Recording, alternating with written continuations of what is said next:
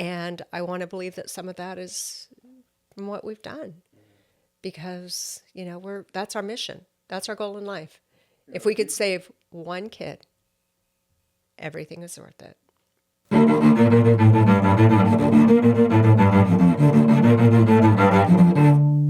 Today I'm joined by Bruce and Perri Parkman. We're here to talk about something that's very important, needs more attention, and that is your foundation, the Mac Parkman Foundation, which you guys founded how many years ago? It was January of 2021. Okay. And you guys are very devoted to what you do with this foundation because of a very personal story. So can you guys just take the time to talk about the history of why you started this foundation and, what your goals are, what you're trying to accomplish, and just, feel free to share that whole story. Okay. This might be a long. This might be a long podcast. Do you want to go first? Whatever you want to do, honey. Go first. All right. So the foundation was started in our home here in Florida after our son took his life. Our son Mac was absolutely one of the warmest, generous, kind, just unbelievable humans. I always joke, and I often wondered if he was actually my son. I mean, he was that good of a child. He was 17 years old, and we did not know he was suffering from enormous mental health issues. And we had no idea why at the time, and we'll get to that in a bit. But I was the last person to see our son alive. He was heading to football practice. He came up and said, "I'm heading to practice." I did not know he didn't want to play ball, and that was going to be his trigger. And I gave him a hug, kissed him on the cheek like I always did, and said, "Make good decisions." He said, "I will, Dad," and never saw him again. After his death in September of 2024, which, by the way, September 2020, September 24th is our Big Mac for Mac Day. So we have everybody around the world taking pictures of Big Mac for Mac. So that was the day he passed. But in January, our family had split up. Our daughters were trying to, get on with their lives. My wife had to go really focus on her health and her situation, and I was left alone with our 3-pound dog. And the whole story started when we got the autopsy, and the coroner asked me, he said it's a suicide, and I said I want to know why our son, who was loved, like nobody's, like we love our kids, like we loved our son, who was so blessed. We had a house in Florida. We summered on the beach. He had a car. He had money. He had everything. Why is he not here? And he asked me if he had played sports. I said, well, yeah, he played everything. He played rugby, soccer, football, hockey, everything. And I said, what's that got to do with it? And he said, well, you might want to look up something called CTE, which is chronic traumatic encephalopathy, which was the football disease. So long story short, I started doing a lot of research because there's a whole nother story here we'll get to later about how we got involved with the CT community, which is actually how God really plays in our life. But as I started doing the research on this disease, it didn't apply to our son. He's not 50 years old. He didn't play for years, and he probably wasn't going to have CT. We're still waiting on the final report. And I started to put together the fact that our son's brain had been seriously damaged by these contact sports. I was finding all this research, all this science, doing that. And I said, parents need to know about this. So we started the foundation, and that was the genesis of the foundation. This is a calling to parents.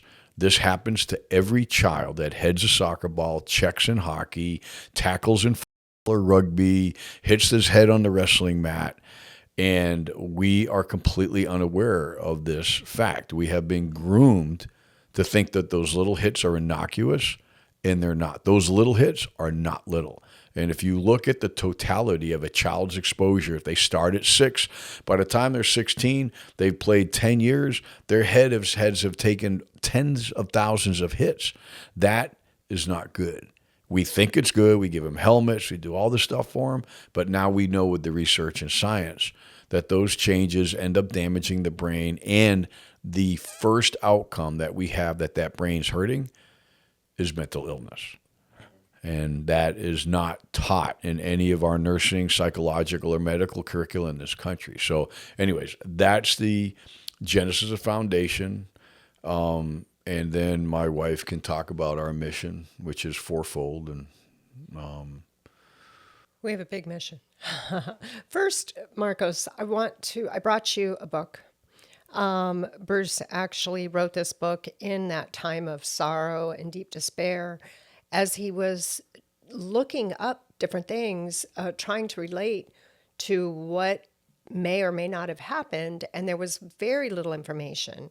And most of the information that was out there on the internet in 2020, 2021 was geared towards CTE. Like Bruce said, our son was not a 50-year-old man NFL player. We tend to think CTE is the old NFL disease. That was its genesis. Come to find out, as he said, you don't just have CTE. Something leads up to it. And it's those repetitive head impacts that then create the environment for the neuroinflammation, for the cell death, for the lack of demyelination, synaptic death, damage to the prefrontal cortex, which, a lot of folks don't know this. This is the last part of the brain to develop. It doesn't even start developing till 14. It has no myelin. Myelin is critical to nerve transmission, signal transmission, and proper functioning of any part of our brain. If this prefrontal cortex has had 10 years of trauma to it, guess what we have? We have a child that's mentally ill. We have a child with a damaged brain. So does this always, there's lots of kids that play sports. So is there just kids that are more susceptible to it? Or because they're, Well, so years ago, we used to play one sport at a time. And it was football, then transitioned to baseball, basketball, track, hockey, it was seasonal. Now it's year round. So the aggregate number of hits that these kids are actually getting without the proper healing time in between, meaning going into a different sport that is not a contact sport, allowing that brain to actually heal, the neuroinflammation to go down, right? We're not allowing for that anymore. And so the amount of kids that are growing up rock stars, you think, man, this kid in first grade is just going to be like the next Einstein. And then by the time they're 17, 18, they're lost. They don't know what to do. They end up in your basement playing video games for the next 20 years. They don't have the cognitive ability to communicate as you and I do because the prefrontal cortex was damaged at the early age. The focus on single sports right now is one of the biggest problems with parents in this country. Doing one sport year round. They're like, you're playing football and you're going to the NFL, and that's all they play. And private lessons, the travel. Oh yeah, travel leagues, public teams, private teams. And so these kids back in my day, people were 3 sport. Deion Sanders played 4 sports, right? Everybody played multiple sports. Patrick Mahomes was a baseball and a football player. These parents now focus on single sports. It could be anything. It could be swimming, could be, baseball, whatever. But the issue is not only do you have with contact sports, you have the continuous and relentless exposure year round to the brain. And we'll get to this. This is part of our son's problem. You already lost my other point, but I'll get it to. I get back. I'm an old guy. But the problem with our son is not that he played one sport, is that he played back to back to back concussive sports. And that's the other side of this, is that parents are like, okay, I didn't know, I never wrestled. And then my son says, hey, can I play football? I'm like, heck yeah. I mean, who dies from football, right? So he started in middle school. Well, now he's playing wrestling. He's football from July to October, wrestling till March, and then snowboarding until the snow is. So for 10 and a half months a year, this poor kid's brain was going through those small hits over and over and over. And he might have had, we only know of 3 concussions, 2 of them that we know of. The third one we think might have been a headache, don't know. But they happened early in his career. He was cleared. They were in 3 different seasons. And so we had nothing to go on. And this is the problem with a lot of our children here. So when you say who's the most susceptible, it is those children that play the most contact sports and for the longest periods of time.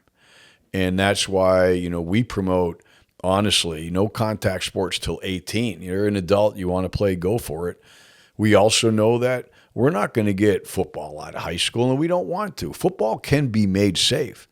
But until we say something logical like, let's delay exposure till the age of 14 when the prefrontal cortex starts developing, and let's take the impact out of practice. 80% of the damage to these kids' brains is taking place because they practice like it's game day. It's unnecessary brain trauma. And if we could say, look, sports are supposed to be healthy. I'm not supposed to be hurting people. And so let's save it for game day. I'm a semi-pro rugby player. I played all-Army rugby. I three-peated 3 military national championships. I won Division II national championship once. I played semi-pro in El Paso for the Scorpions. I have played at some of the highest levels of this sport in the country. And I still played up until 2 years ago and I had 2 concussions in one game. I said, I better stop, I finally got smart, right? But I started at 29, so these are some of the issues that parents just need to be aware of is that, look, if you're going to make your kids play sports, and we want to because they're healthy, we all want healthy children. We want them to be out there and playing. Sports are not supposed to hurt. And we are finding out that when it's contact sports in particular and for prolonged exposures, this is the largest preventable cause of mental illness in this country right now. Thank you for joining me on the podcast. Don't forget to subscribe and let me know in the comments who you'd like to see me have on the show next. And it's not just all about, you can get damage without getting a concussion per se. Oh, absolutely. Yeah, that's those little hits. That's the thing. We think of, did they have a concussion?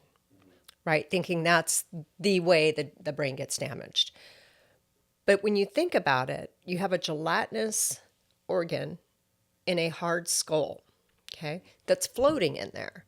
So sorry, I talk with my hands. I'm probably going to hit that more than once. I think she's Italian, man. She did have told me this.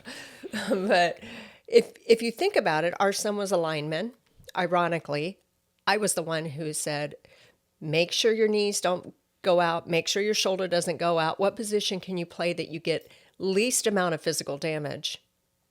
Little did I know, and we should have known, that a lineman gets more hits than anybody else in the head. Where was I going with that? The little hits. The little hits. So we have a gelatinous brain in a hard skull. With different densities. Every time that head goes forward in a hit, it's going to get the hit. You're going to have the coup, but then you have counter coup. So the brain goes forward, hits the skull, the brain goes back, hits the skull. Say they get hit from the side, the brain goes side to side. It's a gelatinous form in our body. It's not the hard thing that we see in a model form going through medical school, right? It doesn't happen that way. It's gelatinous. And so it's mobile. It cannot be stationed in one spot. Helmets are great, but in my opinion, there's more damage done with a really great helmet because suddenly the kids put on a weapon. Even if they're not supposed to hit with their head, they do. They're kids. Ever watch kids go out and play? They rough and tumble. They lead with their head like a ram and take that helmet off, and they don't do that so much. Yeah, you don't see us leaving with our heads in rugby. No. But the other part to what my wife was saying is that the brain has different densities. So your gray matter and white matter, the gray matter is heavier because it doesn't have myelin, right? And so when that hit, those things shift. And then the axons that go between the different parts of the brain they get torn, they get stretched. That's where the myelin gets stretched out. It's called axonal shearing. And this is all happening with every hit that these kids are taking. And like we say about, helmets are there to protect the skull from fracturing. That is the purpose of a helmet. These Q collars, all these other gimmicks that are out there do not do one thing for subconcussive trauma, which is those little hits shaking the brain. Nobody wants you to know this. The Riddell helmet doesn't want you to know this. The leagues don't want you to know this. The teams all around here, they don't want you to know this, but it is. And here's a fact. Out of all the brains, and we're going to talk about a study that we funded that is a game changer that every parent needs to know about. But there are no baseball players or basketball players in the CTE brain bank at Boston University.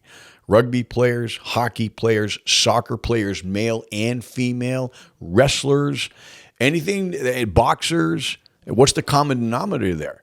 Hits to the head, not concussions. All the hits that these guys have taken and women that are now, they're not here.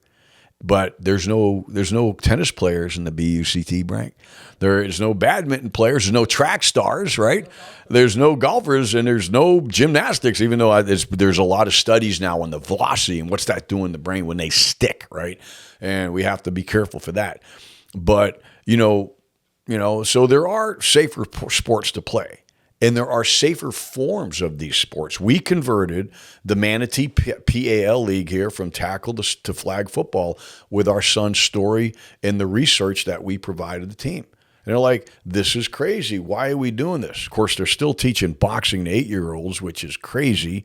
But, once parents are, and this is why I really thank you for bringing us on, once parents are aware that it might be a better way to stay healthy, right?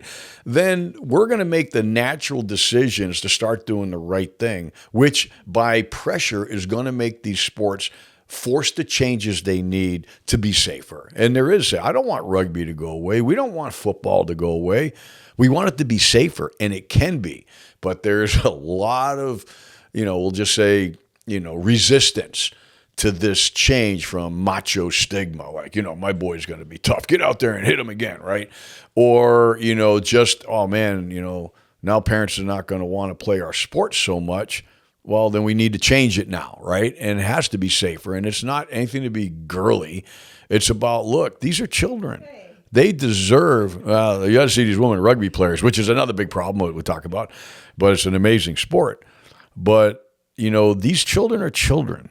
They deserve their futures, and we're taking them away. Has there been any, I remember playing sports. I played baseball, hockey, soccer, and I was somewhat playing year round as well. I only remember one time, and I don't know if it was a concussion or not. Me and some other kid, and I was probably 10 years old or less, were running straight towards each other. The ball was in the middle, and the only thing I remember is waking up on the ground.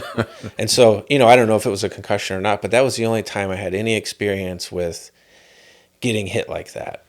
But there was, I didn't get pulled out of practice or anything. It was just kind of, I don't know, you just kept practicing. Isn't that interesting? Did you tell anybody about it? Up.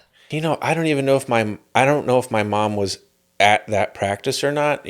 Sometimes parents would drop off their kids and come back in a couple hours. Right, so right. I don't know if she was even there or not. I mean, I still remember it, but it was just, you just get up and go back and play. Because nobody said to you, this is not a good thing, right? Because we didn't know. Think about how we are programmed as a nation. And I'm throwing it out that big. We watch Sunday sports, football, right?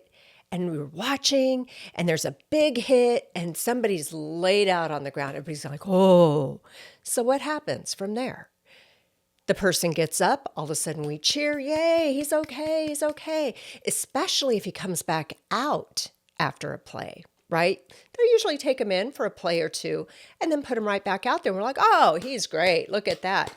What we don't know as the viewers, but the football players know, is the ding that they just received rung their bell. They are not going to say that, but they know it rang their bell. We have lots of NFL players that have partnered up with us, that former NFL players that have partnered up with us, that tell us their stories, right? So we're programmed to see that, oh, they get down, it was a bad hit, they get back up, oh, look at that, they're fine, they're able to play again. They're fine. Because we can't see the brain and we can't see it swelling. Marcos, let me ask you, if you walked outside and you stepped off the curb wrong and tweaked your knee, and man, it hurt to walk. You were limping. It's like, wow, this is something. You come home, you put ice on it, you elevate it, maybe go to the doctor, see if there's anything torn.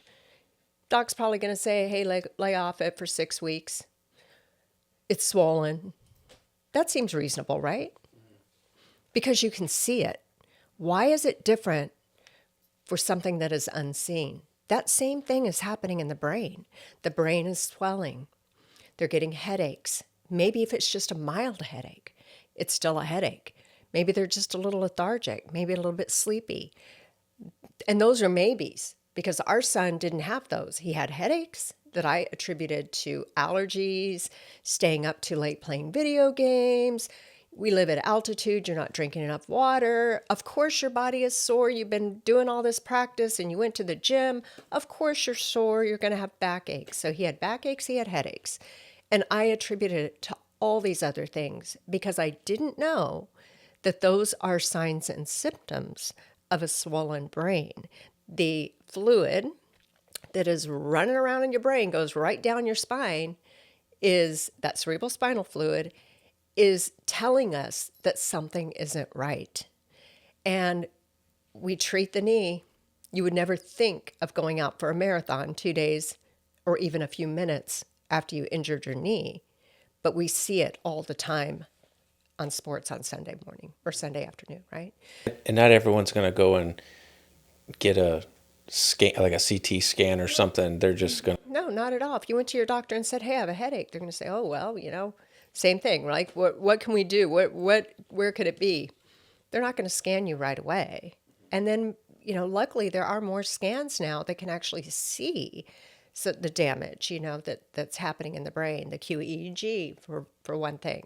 But a scan that you're going to get at your doc's office or an MRI is probably not going to show inflammation like that.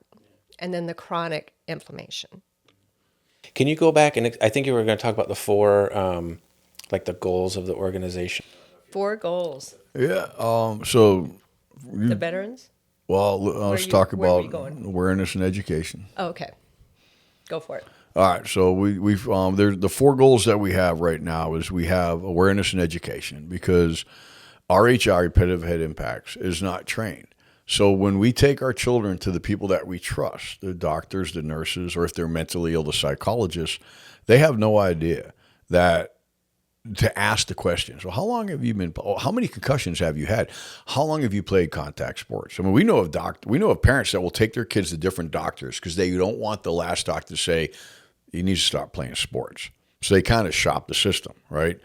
So we're all about educating. We have no CMEs, no continuing medical education credits for the medical educations or the psychological communities.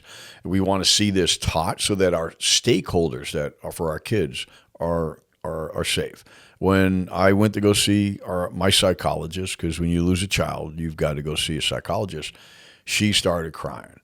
And she said, Bruce, until you told me what happened to your son, I have been sending all my sports players back out on the field because it's so important to them.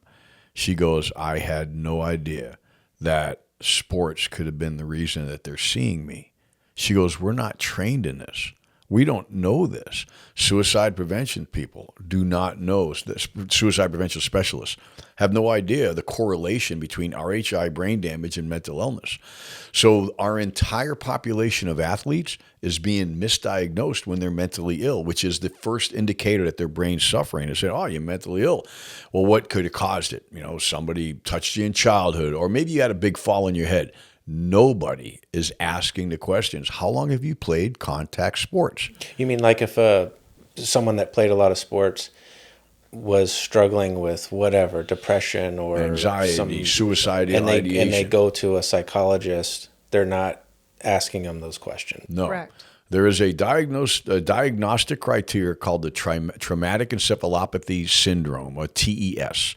Those protocols were approved by the National Institution for Neurological Disorders and Strokes, NINDS, for research. They said, oh, this is great. We really need this. It's 4 simple questions that a parent can ask this.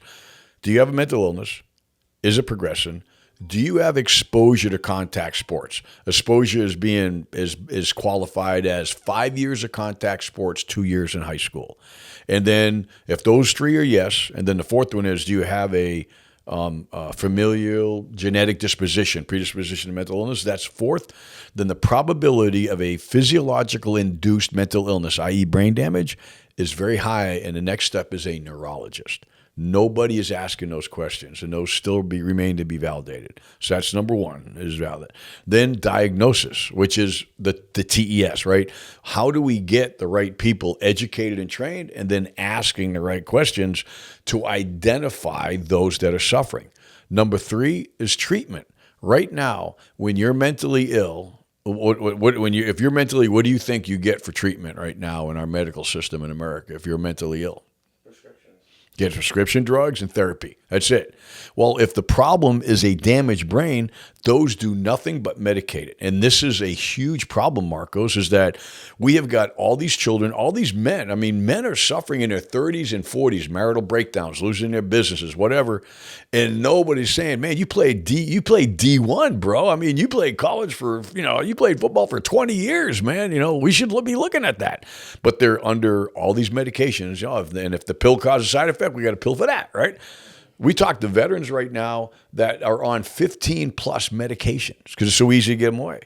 But we're not treating this. So we right now have a piece of legislation. It's called the Child Health Impact Protection Act, CHIPA. For Florida? Is that Florida or nationwide? It's at the federal level, but we want to bring it down. We had a piece of legislation for informed consent. And we sent it to Senator Jay Collins. The staff loved it. But we were told by some lobbying firms that, you got to take this long route. But we're working together with another mom. Her name is Tatiana McCall. She was Ray Lewis's partner. They lost her son. She's in Florida. So we want to create an informed consent bill so that at least parents are required to do this. And I had one of the lobbyists push back, and I don't want my wife to talk, but he said, well, look, I look at the football consent form, and I'll talk about number 4 here in a second, but the football consent form says, oh, you can have all these injuries, even death.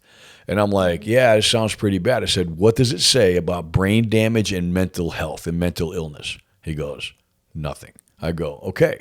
Every parent signs their kid up to football, and everyone knows, okay, there's this really small chance you can take this catastrophic tackle, or you're going to break your arm, break your leg. Acceptable, I guess, right? It was acceptable to us. You start writing down that long-term playing of any contact sport is going to lead to damage to the brain and probable mental illness for your child, and this is all science. And it just makes sense. We don't wake up and smack our kids in the head every morning just for breakfast, right? We innately know it ain't right, but we are groomed, and everybody else does it. So we did it as parents. We did it too. Right? And so education and awareness, diagnosis, treatment, and then veterans. We have picked up veterans because they have something that's called repetitive blast exposure. As a Green Beret Sergeant Major, I have been blown up multiple times. I've been shot in the face in training accidents. I have, hundreds of parachute jumps, all kinds of craziness. And over time, it does eat you up. But from these wars, it is a huge problem because, again, it's not trained. And you know about the suicide problem we have with veterans right now. None of them have been assessed for the impact of their service and combat on their brains. They're mentally ill. So what do you give them? Drugs and therapy. We do have a couple of really cool polytrauma, the Nicos here, that are doing a good job, but they're handling a fraction of 1% of these veterans, and we got to get the word out. So that's the mission of our foundation, is to educate, train, and then legislation. We do think it's going to have to take legislation, not to ban sports. We're not even touching that. You can't ban anything in this world. That's why God gave us free will. You have to have the moral choice to do the right thing and the wrong thing. But if you're not educated, you can't make a right or wrong decision, right? You don't know. Informed decision, that's for sure, because we thought we were. Which is informed consent, is part of being educated. Right, that's it. That's you part should of our know. education. You sign your kid up for this stuff. We've had women take their lives that are in their teens because they like to practice hitting the soccer ball. Yeah. Right? We have coaches that make kids throw soccer balls at each other's head to back them up. They don't know. I remember doing that when I played soccer. We would. I mean, it's just every drills, one of those impacts. And here's the thing: a soccer ball hits a girl 70% harder because they have a longer neck to body ratio and a weaker neck muscle structure. It's how God made them. So every time we have a girl playing a man's sport, right, which is a thing nowadays, that boy's kicking that ball at 110, 120 mile an hour. And the girls are kicking almost as hard. And when that ball hits them, it's hitting them 70% harder than a boy. And which, is that's why we're like, no head soccer is, they say age 12 now, which is cool. We'd love to push it to 14 just to be put that margin of error in that. Because there's another process we can talk about called synaptogenesis that happens between 11 and 13 that we really need to limit trauma to that child's brain because it's getting ready to grow up. And that process cannot be messed with.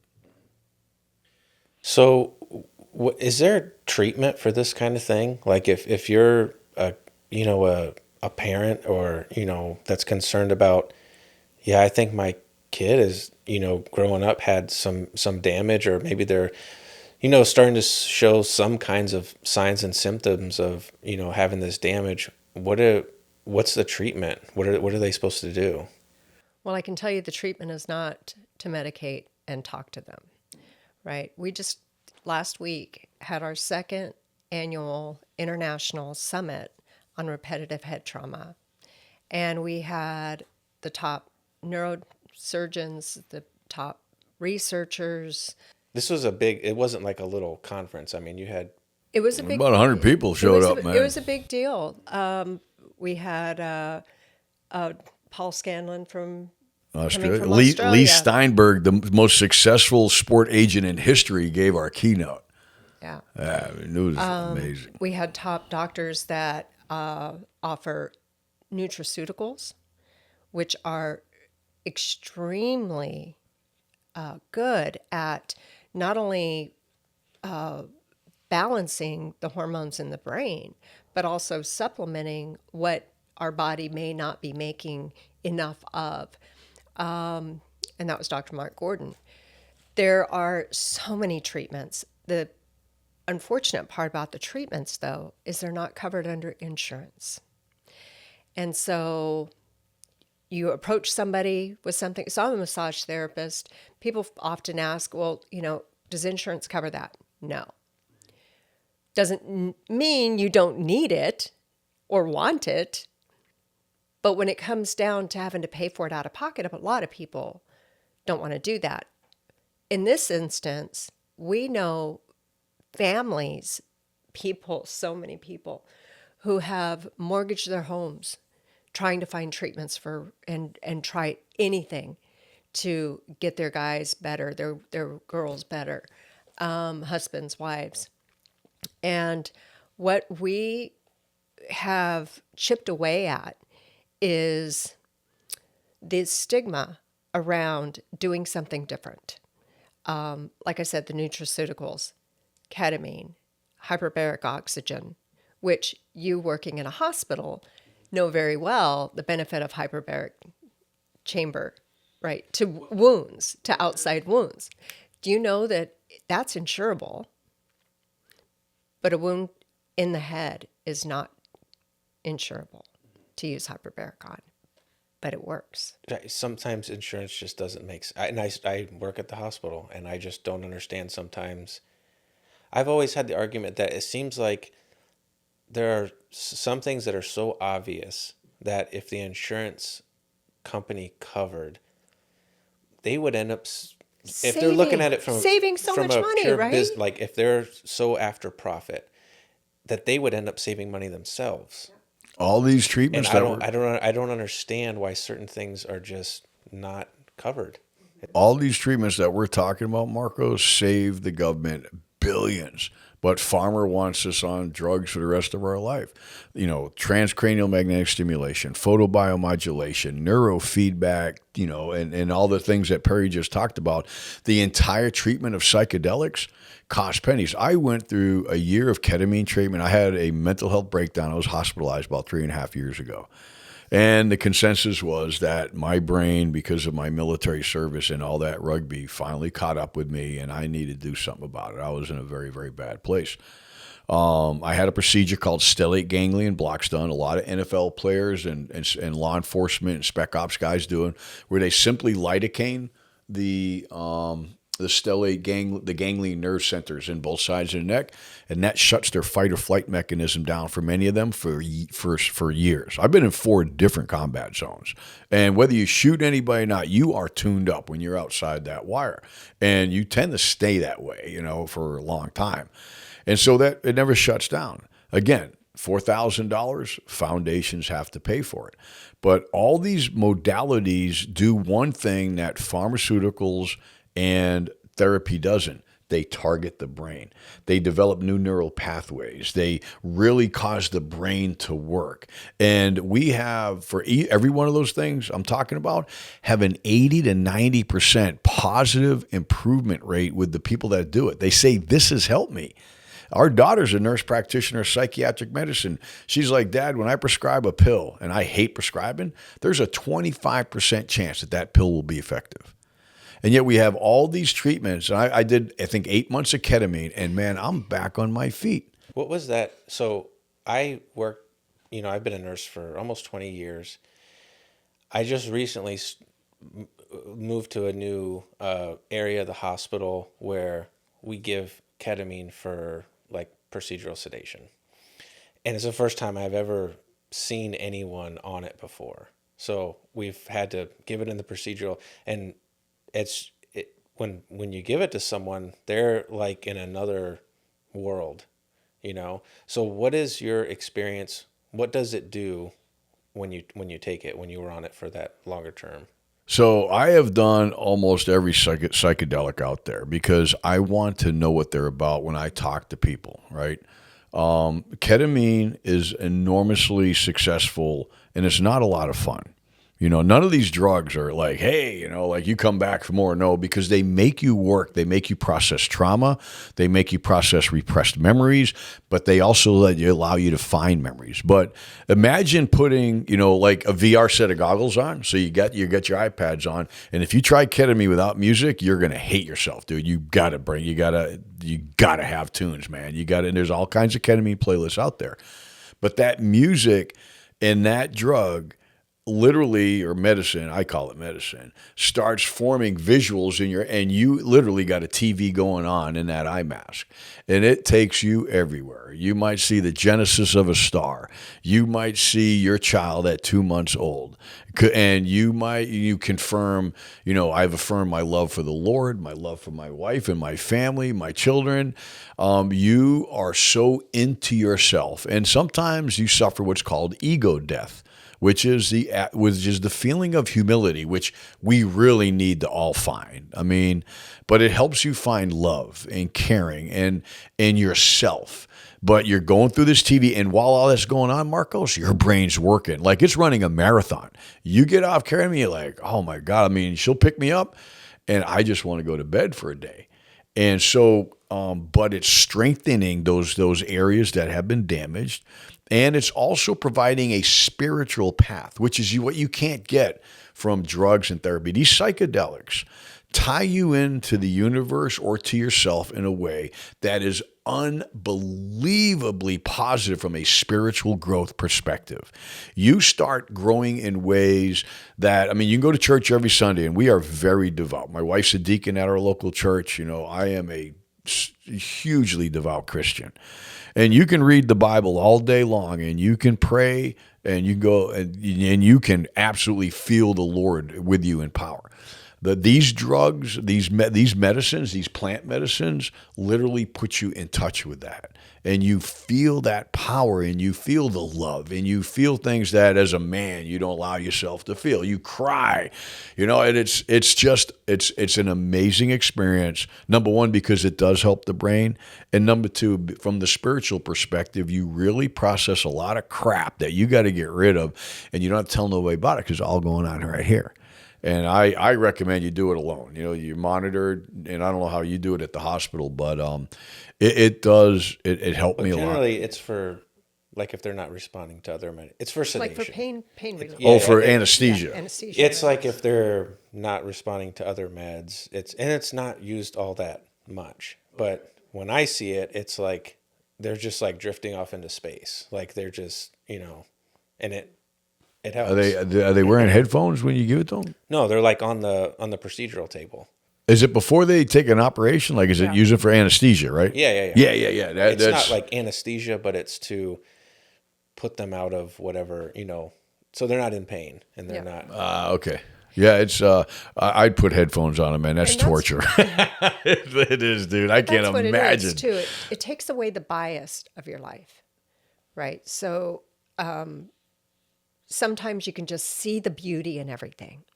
And other times you're like, yeah, but, right? It takes away the yeah, but, and gives you the good and the purpose. And I mean, as far as, I've never done ketamine before, but that's what I hear from everybody that's done it, is that it helps them work on themselves and it helps their brain process things better. So we have something that can do that, right? And that it's legal in other uses and insurable when you use it in the hospital. Not insurable when you go to get it done somewhere else. But it's expensive. And so a lot of people forego those types of modalities because they just can't afford it, you know? And that's the purpose of our foundation, you know, not only to educate, but also to help with, you know, expenses when people call us and they're on their last hope. We try to help. Have you guys partnered up with like universities or like is there interest from any like, you know, professional sports organizations that they want to really try to educate? You know, like the NFL, they are allowing people to wear those big like guardian caps now. Yeah. That's, you know, something that they've done this year or since last year. But have you partnered up with anybody that's like nationwide that's trying to So that's a really good segue into educate like all the way down to like Little League? We'd love to. We would love to do that. But I was thinking that's a good segue to our grant that we just got. Well, we've worked with University of South Florida, Boston University, University of Wisconsin on research projects. I do want to talk about the one research product that we funded as a foundation, which is every parent needs to know about this. So when Dr. Ann McKee, who's the leading CTE specialist in the world, interviewed us on Mac's brain, she goes, we didn't find any CTE. And we said, well, we were told probably you weren't going to find it. They've never found it before. And I said, okay. And we said, well, we kept asking her questions. Well, I did. I was like, did you find damage in his brain? And finally she said, why are you asking all these questions? I said, well, I'm writing that book and I'm finding out all this information that my son's mental illness has been known to be associated with damage to the brain for decades. Like I'm finding research 40 years old that says schizophrenia and synaptic death have been correlated since the 80s. I said, well, that's in the prefrontal cortex. The prefrontal cortex is damaged by contact sports. Why aren't we putting this together? So she says, all right, how did he die? So Dr. McKee only gets the brain. She doesn't get the story. And so she's not biased, right? So she only looks for tau, which is the indicator that CTE has been present. And by the way, for your audience, nobody's ever died from CTE. They've died with it because it's a condition. It's a brain condition. They've died from the mental illness that is coming from the damage to key components of their brain. So she went and looked at our son's brain again. She calls us back. She goes, oh, my God. She goes, we found everything that you said we were fine. So here is a 60-year-old grieving dad that's telling the CTE community that we should be looking for something other than CTE. We funded a study. We gave them $250,000 to go ahead and look at every brain under 30. Never been done. Never been done. And that's one of our problems with the research community is that we've known about CTE since 2009.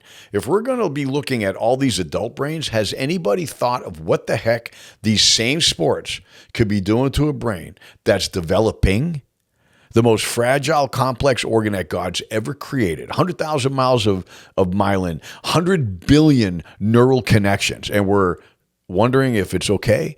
We're not focused on these children. So we challenged them, and they finally looked at every brain, 162 brains under the age of 30. Was this autopsies? Boston No, these were all in the brain bank, including our son. So the brain bank at Boston University. The NFL brain bank, well, they call it the CT brain bank. Most of the brains in the NFL, they have over 1,000 brains. They've never, ever, they only look for tau. Tau is the CT indicator. So they said, all right, we're going to take all the brains under 30, and we're going to re-look at all of them. That study was released in August of 2023, and what they found is that 42% of those brains had CTE, which is bad, right? 40% of the population. Dig into that study, because they released it as a CT study, 100% of those brains were found to have significant structural damage. Blood-brain barrier penetration, demyelination, synaptic death, damage to the prefrontal cortex, everything that you would expect from years of playing ball. 100% of those brains are also had severe cognitive, psychological, and or behavioral disorders associated with those brains before they died during their lifetime. And 80% of those brains, Marcos, died by overdose or suicide. Okay, the problem is not CTE. Only 42% of those brains had CTE. The problem is 100% of those brains had exposure, long-term exposure, repetitive head impacts. And that study right there shows without a doubt why we need to address this issue. And that's why it's so important for podcasts like yours to spread this message that our children are not safe.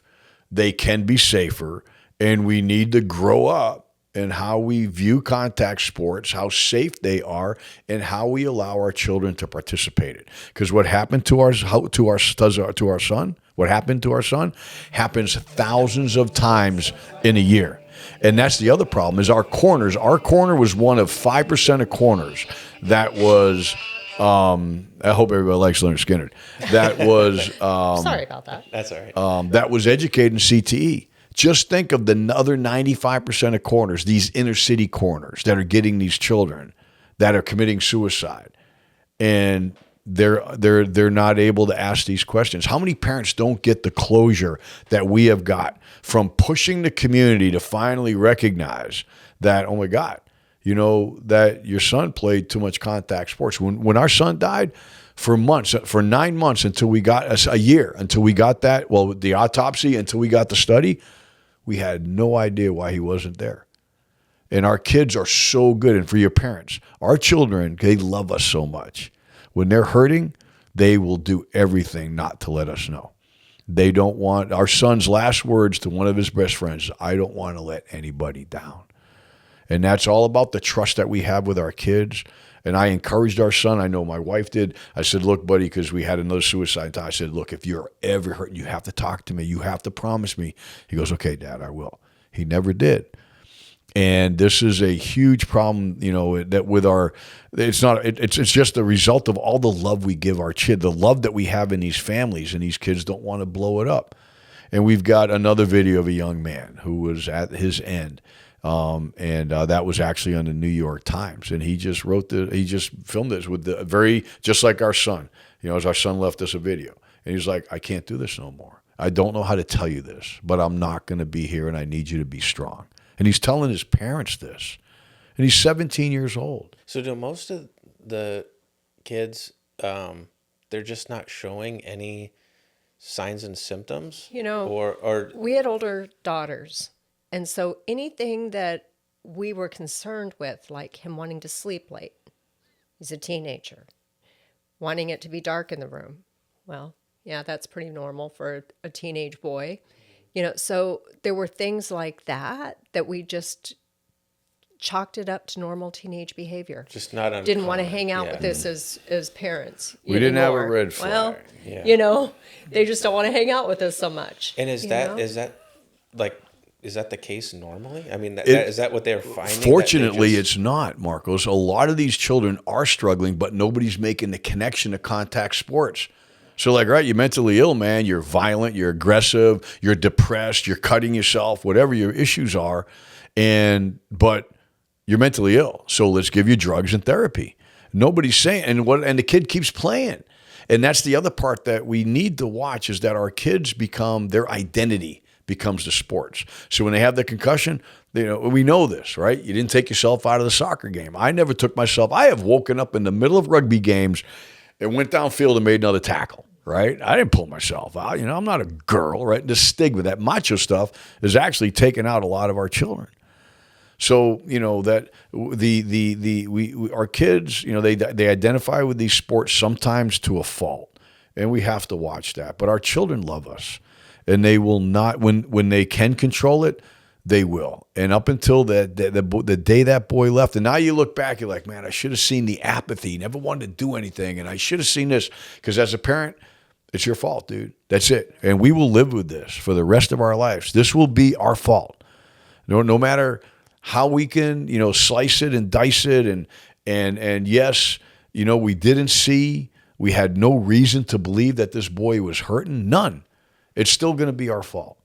And it doesn't have to be any other parent's fault if they're aware of what can go on with their child's brain. And this happens every day in this country. Millions of kids are out there unknowingly, and then some of these parents, you can even tell them and they just don't want to hear it. They're like, I don't care. And there's those parents out there. But I'll tell you, in thousands of conversations that we've had since Mac has left, 95, 97% of these parents are like, say what? Get over here. We're going to have a talk. We have parents make their kids read this book so that they're aware, and that's the whole power of that we have as society, because when we're aware, because it's all about love, this is all about our treasure, our children, we can make some powerful decisions. And the time is coming. We're seeing the pendulum come this way. People are listening, even the NFL, man. I think, Pop Warner's days are done, man. We're going to come to the realization that we are hurting our children, and there's no need for this, man. There really isn't. Yeah, we don't want anybody to join our club. So where are you guys getting your funding from? Is it just like people are just donating funds? And yeah, that we've been self-funding, and it's been very difficult. We'd love to do more. We have a big fundraising opportunity this year. We had one last year. It's the Army-Navy game in December, and we are going to have a tailgate party. And your audience might say, why the Army-Navy game? Well, that's a huge concentration of veterans, and that's our other population, right? That's really hurting. And so they like to party at a tailgate party, So what are you going to do with that? Where is it? And yeah, it's going to be in Baltimore this year. At the Ravens Stadium. The 13th of December. So you're going up there? Oh, yes. Oh, we got yes. 3,000 people. We just reserved. You ever heard of a band called Fuel from the 90s? Yeah. Yeah, they're playing. We have a concert. We're partnered with Horse Soldier Bourbon. So this isn't a little. This is. Oh no, this is thousands of people showing up. All you can eat, all you can drink, heated tents, dude. It is a blowout. We are getting a lot of sponsorships for it. 100% of the money goes to veterans causes, mental health services and stuff. But we're learning the game. As my wife said, we just won a $750,000 grant from the state of Florida to give 100 veterans free ketamine treatment or free brain supplementation programs, about $5,000 each. That was a big win. We've put in some grants to the Fox Suicide Prevention Program. And we have we'll reach out to any foundation, any family office that's looking to make a charitable donation. We can come in and present.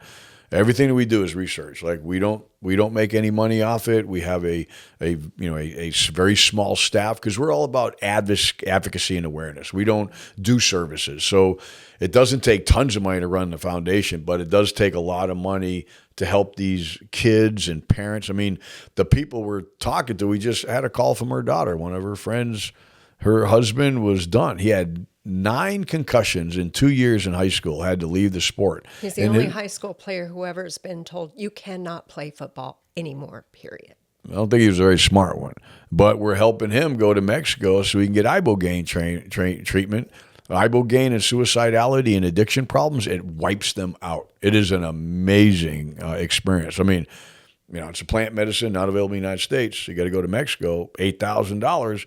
But 98% of the veterans that go through this, and we're talking people with the worst mental health issues that you could think of, come out of that in 1 week, ready to go back. They're back to life, man. What is the, do you know much about the VA and how they handle things with the? Know a lot about the VA. Yeah. So what is their protocol, or how does that whole system work with the mental health and brain injuries and things like Suicide, yeah. The issue with the VA, once again, is the lack of awareness. Like, I went to my VA doctor here in Bradenton, and I'm 100% disabled, yada yada. So I'm talking to him. I said, all right. I said, Doc, I'm a 9/11 combat veteran. I've been in Iraq and Afghanistan, hypothetically, right? I'm mentally ill, and I know my brain's been damaged from all that exposure. What do you got for me? He goes, the only thing I'm allowed to give you is prescription drugs, therapy, and I think I can get you some Tai Chi. None of that fixes this. Again, all the treatments are out of pocket. None of them are covered. Everything that we've just discussed. We are working with the VA now. It's not the VA's fault. They're not the villainous organization that people are frustrated with them. And yes, we've had a lot of young men die because they did not get the right diagnosis and they didn't get the right treatment when it comes to this issue right here, right? And they're culpable for that, right? But nobody wants to open up the box and say, that, and then the other part, Carlos, is that so many veterans have been kicked out of the military because they're mentally ill, and nobody looked at, do you think your job being explosives, an EOD guy, an explosives ordnance, or a tanker, or somebody that has all this brain trauma, and you've been in combat. So since 9/11, you've been either in combat or training for combat. Maybe that might be part of the issue. No. The Army's really good at getting rid of you when they want you gone, okay? So there's all these issues now that, need to be reexamined. We got wives that never got benefits from their men killing themselves because they didn't do it on a military installation. It wasn't a line of duty. Yes, we've got service members that have been kicked out. They never got any benefits, yet they were kicked out for mental illness that was caused by their military service. The issue with the VA is that it's a large bureaucratic organization that seems resistant to change. They talk a good game, right? And they'll be out there, we're going to make change. But they have to move. And I think that when the VA can move and wants to move, and there are being changes right now, I think they will move. But we've got to educate an entire medical population on repetitive blast exposure and its correlation with mental illness. We got to really reach out to all these vets out there. A lot of them don't even want to be helped, man. They're under bridges here. We got one of the largest homeless populations of veterans right here in Manatee and Sarasota County. We work with these VSOs trying to find these cats. And they're like, I don't want it. They just don't want help. And then we got to convince them. So a lot of issues with the VA, but it all comes down to education awareness and then stepping away from these FDA-approved mentality to start looking at these non-traditional modalities that have thousands and thousands of veterans saying, this has helped me, and we want to make those available. So, anything you want to add? Ooh, what can I add to that? Jump in, baby. Jump in, man. Well, that's part of that ketamine trial that we're doing is getting some of these guys some help. The VA is the VA. I know that you have interviewed several people from the VA, and they're doing as much as they can. They want to But again, change. when you have, But you gotta. It's a monster, man. Yeah, you know, it is the people that we talk to, they's like, dude, we gotta get on this. But they, like they're looking for the how. so what we're looking for is really masses, right? If we can get the information to the masses, then the people start requesting things that are different, that are thought-provoking, that actually do work. And again, you have all these guys saying, this one thing helped me. And how many of those guys have tried everything else? They tried the therapy and the farm, the pharmaceuticals. I would look at what's helping people, If I said, wow, when I walk outside and I breathe that fresh air, it really does help clear my mind. And I suggest that to somebody and they're like, oh, no, I'm good in here, right? That's one thing. But if you actually take them outside, let them breathe the fresh air and they go, yeah, you know what? You're right. I actually do feel a little bit better. Wow. Okay. Maybe that would work. Maybe it would work. Why not try it? Where are you at now? Depressed in the basement. Let's go outside, So we're just trying to offer things that might work on somebody once they do have this trauma, and offer education and awareness to parents specifically, coaches, kids, on how to prevent the problem to begin with, right? We have a HeadSmart app that we developed that has tons of information on that. So any parent or kid can go on there, look at it, read a little bit. There's never really been a concussion protocol that people know about. It's not like there's a guidebook that says A, B, C, D. We go to the doctor assesses, says, dark room, add a little sugar, stay away from electronics, all of these things, stay out of school, no active movement, don't run, walk gently. And then go back in 2 weeks, they repeat a couple of words and they're okay, seemingly, right? That's basically the protocol that's out there right now. Why not more? A lot of parents don't know that you should do a post-concussion survey or at the end of 30 days. I mean, because everybody's like, all right, 2 weeks later, man, doctor clears you, back out.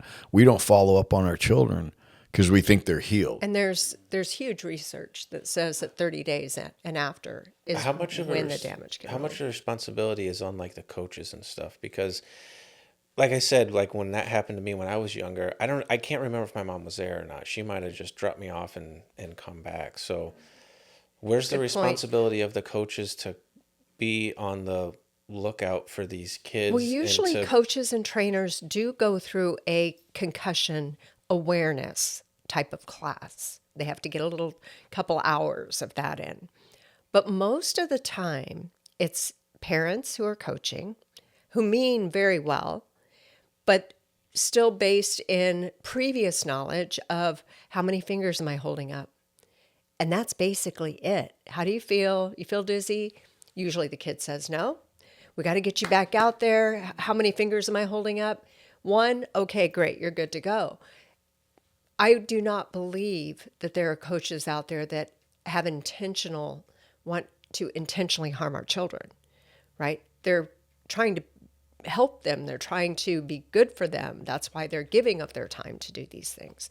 I just believe that they're untrained to recognize when it's too much, and how some of the training is very old school, like heading the soccer ball, practice getting your head hit over and over and over again.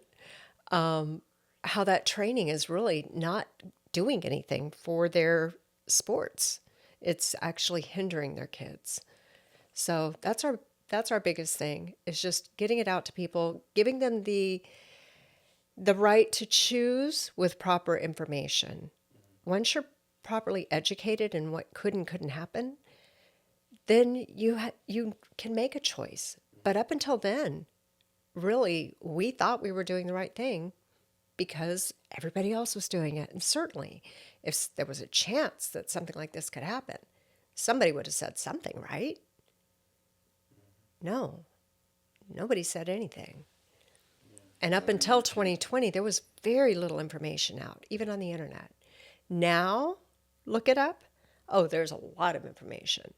And I would like to believe that, Bruce has a really big voice, and he's really good at getting information out and also communicating with other people and getting people behind him, having his training. And I want to believe that some of that is from what we've done, because that's our mission. That's our goal in life. If we could save one kid, everything is worth it. If you look at the impact on what this has had and is having on our society right now, when you go to the doctor, Marcos, we look at the heart, we look at the lungs, they hit you in the knee with a hammer. All right, got it, right? That's my checkup. They have a check on this. And the answer is no. Yet when this brain is not right, that controls 90% of the problems in the rest of our body, hormonal, chemical, our gut. All of that is controlled by a bad brain. If we could take brain health seriously in this country, not even talking about the issues that we have been discussing, the impact that would have on this society right now in terms of GDP, employment, less mental health. I mean, it's crazy. Repetitive ed impacts right now impacts every social ill we have. Domestic violence, crime, abuse, incarceration, mental illness, suicidal ideation, unemployment, you name the pain that we're dealing with in this society right now, mental illness. Repetitive ed impacts has a significant, I'm not saying it's all of it for sure, but it has a significant contribution to those problems. We take that out. I mean, I just spoke to every judge in the state that could make this meeting on the issues of repetitive brain trauma. And they're like, wow. I was like, so when these people come in front of you, why can't we send them away for HBOT, TMS, and some of this really inexpensive treatments that can get them back on the field instead of putting them in jail? If we can determine that, unless it's like a really stupid crime, right? Could their criminal behavior simply because they played contact sports? These football players and hockey players, when they act out, everybody's like, well, they're from the hood. No. They've got a damaged brain. They're not bad people. Their careers, their dedication and devotion to their sport has injured them. And now we chuck them away. Sorry, man. You no longer can stay within our norms, right? You can't stay within the social box now, right? We start taking brain health seriously with our children, with our population as a protocol. When you on board with any medical practitioner, asking those 4 questions, we can get ahead of this. And then by changing the way that we deal with contact sports, we can eliminate it. We can eliminate CTE. CTE community doesn't want to hear that. We can absolutely eliminate CTE by reducing contact or eliminate it to 14, taking it out of practice and just playing it on game day. So what in football, what's that? That's 14 games a year. Then take the rest of the year off. Let that brain heal, and you'll be ready for next year. You get to the NFL, you're going to be a little dinged up. Yeah, I'm dinged up. We're all dinged up, okay? But you're not going to be a mess.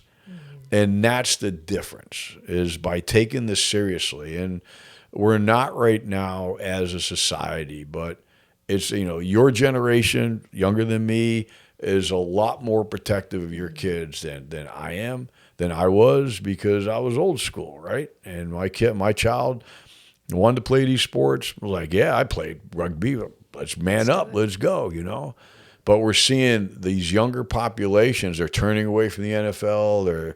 And it's just like, part of it's like to piss their fathers off, right? I got to piss my dad off, right? But the other part is I think it's this innate understanding that once you see this, Marcos, I want you to watch a football game and tell me what you see when you see those young college kids running into each other on every play, knowing that they've been playing since they were 6 or 8 years old. And it's not good. It's so but it heartbreaking could be to better. hear some of the stories. And they're suffering, and they don't have an answer. They just know they don't feel right. They think they're crazy.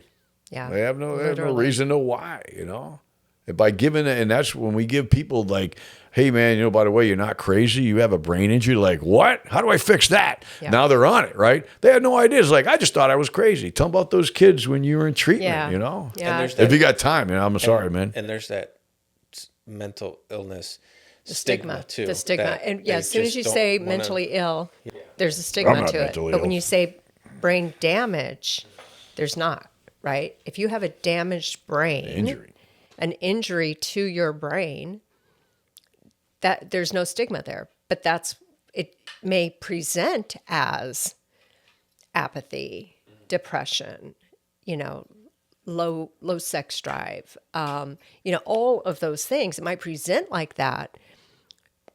And that's something we can treat. That's something that's out there. There's so many things out there that we can treat that way. That's hope. That's hope. But these 2 kids had tried to commit suicide. One was 19, one was like 23. And males tried to commit suicide on many occasions. Went up to 9 times. Both football players in high school. One, the father was the coach and made him go out on every play. Even if he was like, I can't even see the ball. Get back out there. We need you. There's that pressure, right? There's that pressure to perform. And when I shared with them Mac's story, both of them said, you mean I might have a damaged brain? I'm not just crazy? So these people are thinking they're crazy, and there's nothing that can be done, nor can they articulate to people what is actually going on with them, because they just think they're crazy. We had 2 of Mac's friends out here for 4th of July. We hadn't seen him since his funeral. Both these kids were serious sports players. They were monsters back in the day. Both of them are a mess, man. They can't keep a job. They have no emotion. They have no drive. They're like, they're drinking all the time. They are absolutely on the same path as our son, and we are trying to get them to accept some help right now, But I was in Breckenridge the other day. We were working on some stuff. Our daughters live in Denver, and I go to get a 6-pack of Pabst because I only drink crappy beer for my son. I drink one, every third day or something. But we drank, he's 17, so I allowed him to drink like really crappy beer because I didn't want him to like it too much, right? And I was talking to a kid behind the counter. He says, "Man, Pabst Blue Ribbon." I said, "Yeah, I have to drink one for my son." I said, "He's not here." "Oh, what happened?" Told him the story. He goes, "Sir, I played football my whole life." And he's in a liquor store, can't get a job. And I said, yeah, like, all these kids I'm talking about they can't hold a job. I said, they're struggling with mental illness. I said, they got, what do you call it when you're adrenaline junkie, And he goes, yeah. And he's nodding his head to all this. And I gave him a bracelet. We give out thousands of these bracelets a year to kids so that they can find, and we just find them, just talking to them. Just talking to people. And they're it's all amazing. hurting. And they all play too much sports. And then when they hear you, they light up. They go, "Really? There's a cause for this?" I'm like, "Yeah, man. You got a banged up brain, bro. But we can fix it now. We got all this stuff. We can fix it." Like, oh, man. All right, and they got hope. So there is hope. Even our NFL buddies, man, they a lot of players think this is it. I'm dying with this. It's just my life is just, it's just curtains from now on. No, man, we can. No, there's some. You gotta own there's it. some serious change. Is there a little bit of hope when they realize that sometimes mental illness is just so, it's not like tangible. It's like, just I don't because know, you it can be can't see the confusing or brain, just, right? you're just labeled as having a mental illness. But is there a little bit more hope that people have when they have that realization that maybe this is my brain that's actually been hurt? Yes. Absolutely. Absolutely.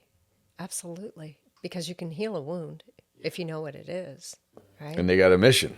It's like, I just thought I was crazy. Man, I can work on this. Say, yeah, man. And we give them a list of things they could do, the scans they can take to validate it, write down how many years you played these crazy sports, and a lot of doctors will not give a TES or traumatic encephalopathy syndrome diagnosis, but you can look at it and say, man, I got this, which is the in vivo form of CT. I got a damaged brain. I'm mentally ill, but I got to fix this. Start doing your research. And there's a Genesis Brain Institute in Tampa. There's all kind of, the Brain Optimization Lab is out of St. Pete. There's all these places that you can go to. They can sit down with you. They'll scan you. Say, all right, man, here's some protocols. And then they work with the psychedelic programs if you want to go that route. There's just so much out there now that can help this. And I'd say the vast majority, over 90% of these people that are suffering from these sports injuries don't even know that they can get the help that this kind of help can do, that they can get this, right? That's the thing. If that were the case, then people that we talk to on a daily basis, because everybody knows somebody who's suffering, and it might be the person I'm talking to that's like, oh, and starts to explain things to me. If people knew, they would realize it's an epidemic in our country. What do we do when we do know about epidemics, right? Everybody walks around masks, when we had one 4 years ago, right? We take action. And that's what's lacking, is they don't know that they have it. So they don't know what action to take. But the more we educate, the more we get on podcasts like yours, thank you for inviting us, the more we have summits and get out there in the news later on today. We're trying to do our part, but now that you know about it, now the responsibility lies on you. What are you going to do with your information? Who are you going to share it with? Can't unsee it. Right? And once you share it, then somebody else will share it. And then people become aware that there's an undiagnosed problem in this country. They'll say, oh yeah, mentally ill. That implies there's no help, right? But damaged brains, we can fix those.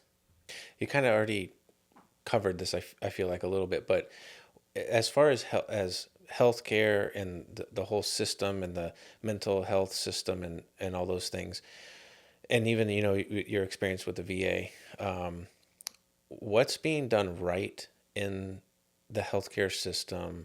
What needs improvement, and how do you accomplish that? And I know we've talked about that pretty much for the whole show, but if you can just kind of like summarize it very briefly, just those what's right, what needs improvement, and how do you get there? Well, I would say from first steps, what's right when there's a diagnosed concussion is you have to go to a physician, and the physician has to sign off to be able to let your child go back into normal daily activities. But that's a minor step in it. I don't even think there's much more than that. What else is there? I would say you're right. I know there's people that are trying, like the Polytronic Clinic, and what's being done right, in my opinion, in the healthcare system is that we're all over concussions. There's no doubt that we are on concussions. We are not following up on them, though. We are not educating parents like we never got educated, and they don't educate them now, that there is a thing called a PCS, post-concussion survey, that every parent should be giving their kids not only just 30 days, but every month for a long time, just to make sure that they're okay. We funded a research that showed 35 days after concussion is the optimum time for suicidal ideation to start creeping into young men's mind. It's a study that we funded. That is why, that just because you have a concussion, as Perri said, you don't know how serious it is. It's not just 15 days. We have no idea. You've had 4 injuries, coup, counter-coup, and then neuroinflammation in both areas. These cytokine storms that happen when you got chemical and neurotransmitter release, that's all in that air trying to heal it. Well, when you keep jamming the brain, well, if you have a concussion and you go home and heal, you're going to heal. The brain can heal from concussion. When that area is stimulated all the time, those neurotoxins don't go away. The entire area becomes inflamed, and neuroinflammation over time starts eating the brain tissue. So its own emergency response to healing now becomes toxic because of its long-term presence in our brain.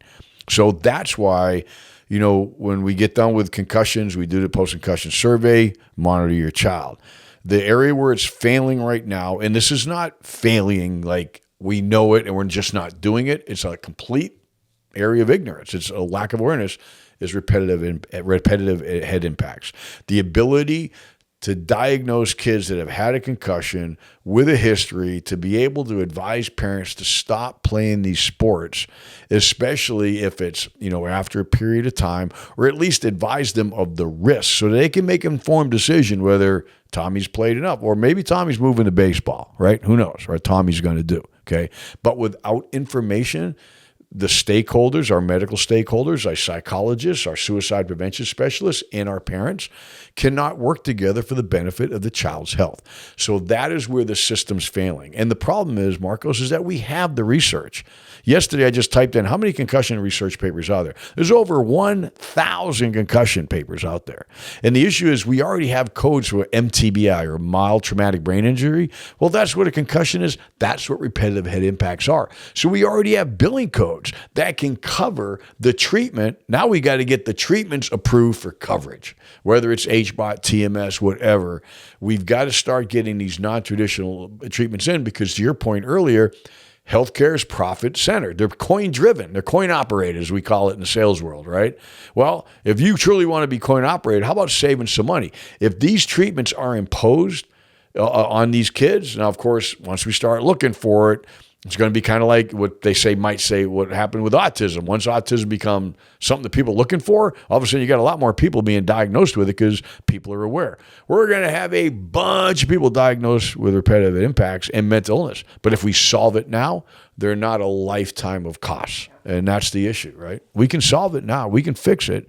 It's not going to be fully repaired, but we can absolutely make the quality of life and the brain injury better. I mean, medicine can do that. Healthcare can do that.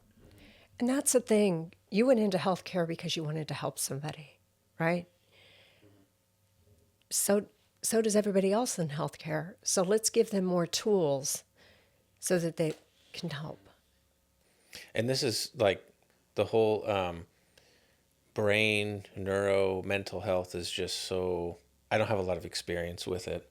Even working in the hospital and healthcare for so long, it's just something that, isn't even talked about a lot. I mean, unless you're specifically in that field, it's not generally probably talked about enough. Yeah, not enough for sure. What about diseases that we have in our gut, for instance? Maybe gallbladder's going crazy. So we take the gallbladder out, not thinking, hey, I wonder if there was a chemical imbalance, something happening in the brain that may have caused something else to go out that caused this to go out, that, you know what I mean? It's a cascade effect.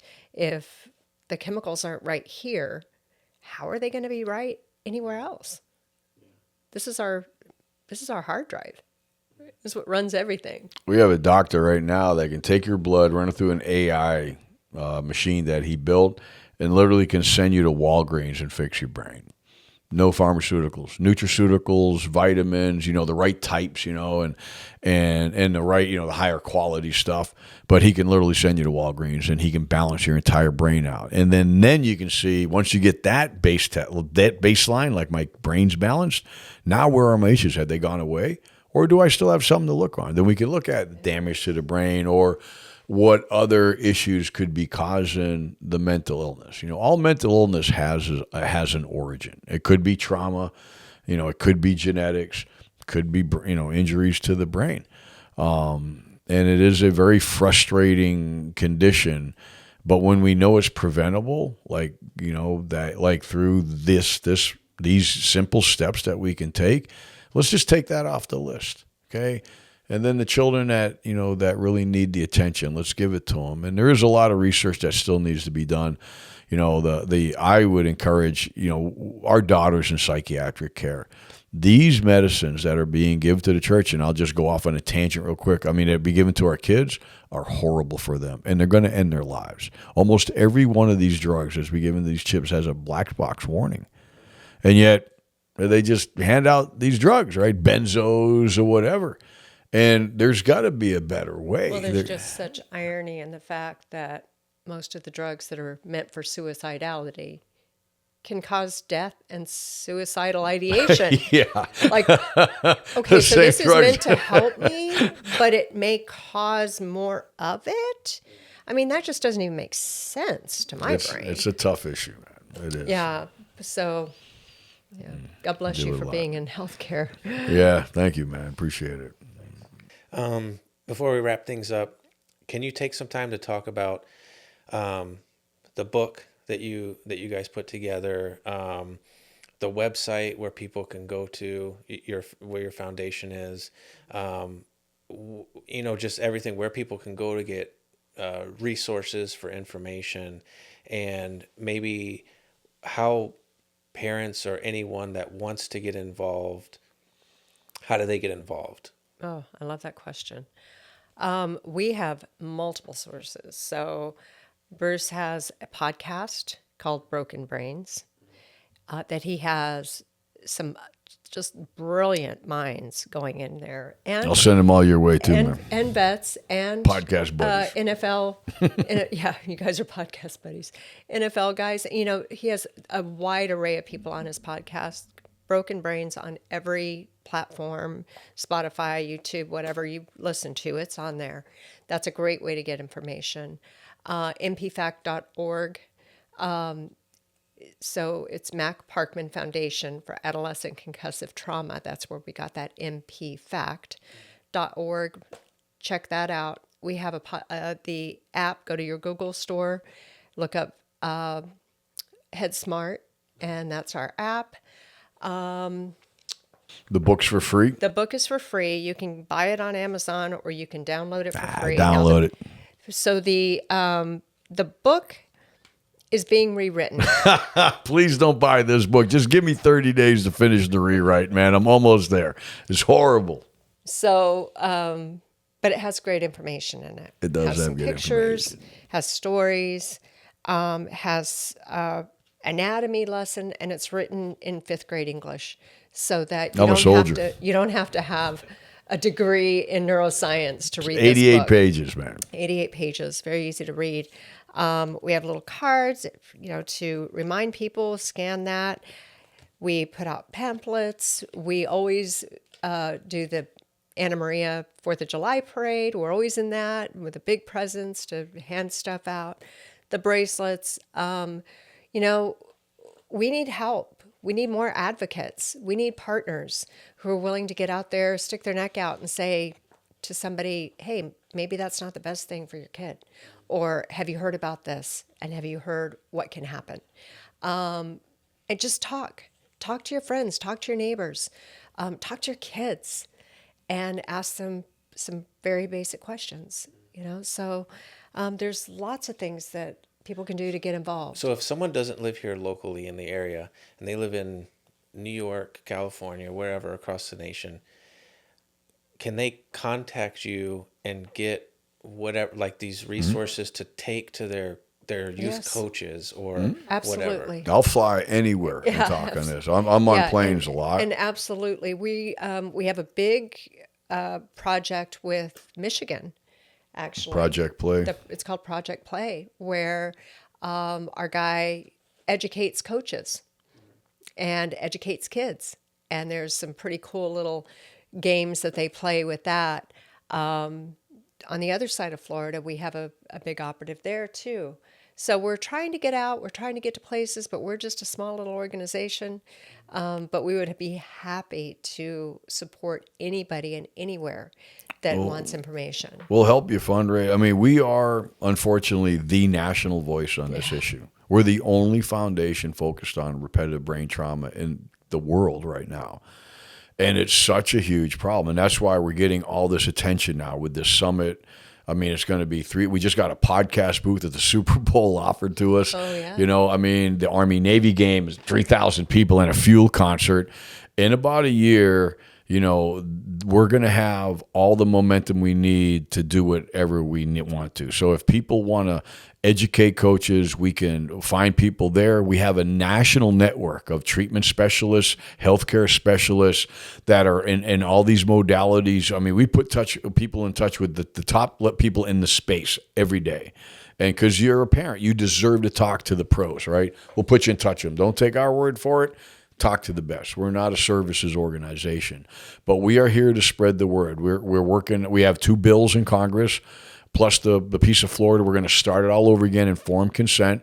We're working with other states to do it as well. So if anybody wants to start an informed consent bill on this subject in their state, let's work together. We'll template it, because once we get it in one, it's easier to get it in all the others.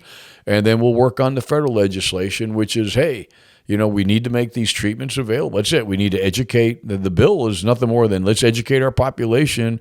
Let's get them the diagnostic tools they need. Let's get these treatments authorized, and let's get it covered under insurance. We have caused this. Sounds pretty simple, right? We've caused this, right? As a society, this is our problem, man. My generation, the bonehead boomers, right? All the tough guys. Right now, we're dying, but all these now there was no Pop Warner when I grew up. Now we have allowed sports to just permeate our lives, and it costs so much money. I mean, to play flag football is $1,200 or something like that. That's stupid. Most people can't afford it, right? Or $200. I know hockey is stupid expensive. And it's like, look, let's get some backyard baseball going or something. But, long story short, we're here to help. We're here to help you. We're here to help anybody that wants to push this word. If anybody has any ideas you want us to speak, we'll be there. If you have conferences, we're attending the military influencer conference next week in Atlanta. We might attend the American Association of Pediatrics conference, raise a little bit of hell there. So if anybody knows any conferences we should be at, let us know. We'll put up a booth and we'll help out, man. But always we'll partner with other organizations. We have no ego in this fight. It is all about these children, man. And that's it. Nobody should be in our club. And we know too many people that are. And they all wish the same thing. And the pain that people go through, the fact that we are out here, is because we're just kind of different people. A lot of people that go through this can't touch it no more, right? And it's hard. They don't want to touch it. And so we work with a small network of very vocal and very pissed off families that want to see some change, that still have the fight in them after going through the loss of a child. And that's what we're all doing. And we're doing it for those people that can't stand up, that have already lost their kids and just don't have the energy to do this. We're doing it for them too. So if anybody out there wants to help us, man, we're all about it. Okay, great. Well, I'll do my part and make sure all the links to all your information is in the description. And thank you. Holding this the whole time. Yeah. Right. Thank you. Right on screen. Thank you for this. I'll read it.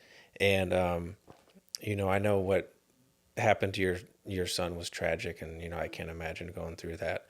But thank you for coming on and sharing your story and everything about your foundation. So Thank you for I hope having that us. it becomes a huge success nationwide. And It's sad that it has to. Yeah.